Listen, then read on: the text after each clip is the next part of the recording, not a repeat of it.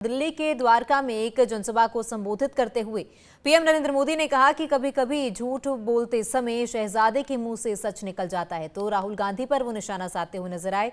कहा कि आज कांग्रेस के शहजादे ने एक बड़ा सच कबूल किया है। उन्होंने माना है कि जो व्यवस्था उनके समय में बनी थी, दादी, उनके पिता और उनकी मां के समय में दलित, पिछड़ों और आदिवासियों के घोर विरोधी थे कांग्रेसी, और कांग्रेस के इस व्यवस्था ने SC, ST और OBC की पीढ़ियों को बर्बाद कर दिया है।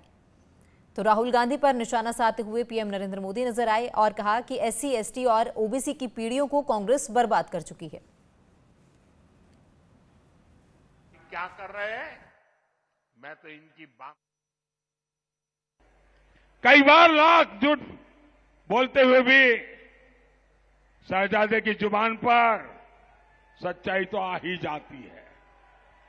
आज कांग्रेस के शहजादे ने एक बड़ा सच स्वीकार कर लिया।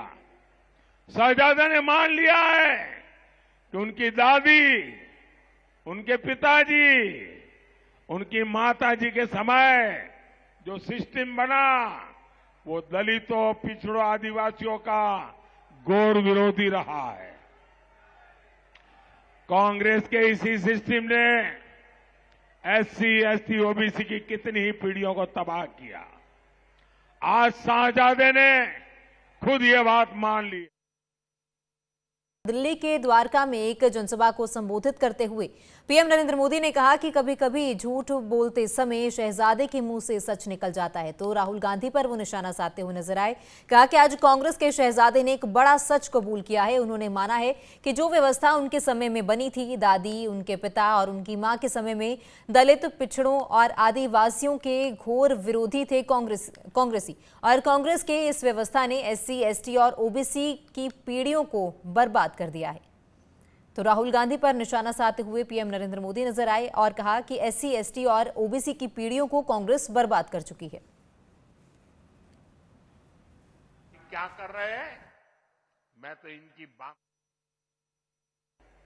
कई बार लाख झूठ बोलते हुए भी शहजादे की जुबान पर सच्चाई तो आ ही जाती है।